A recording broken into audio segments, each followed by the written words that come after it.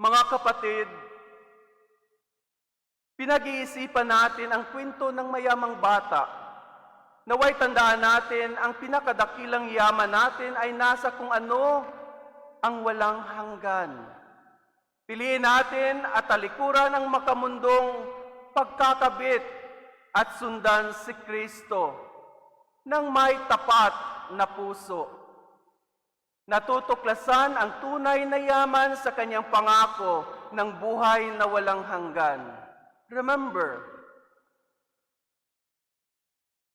that the true wisdom, when we acquire the wealth na kung saan nagiging sentro sa ating buhay si Kristo. Siya ang tunay na yaman na kailangan natin makamtan.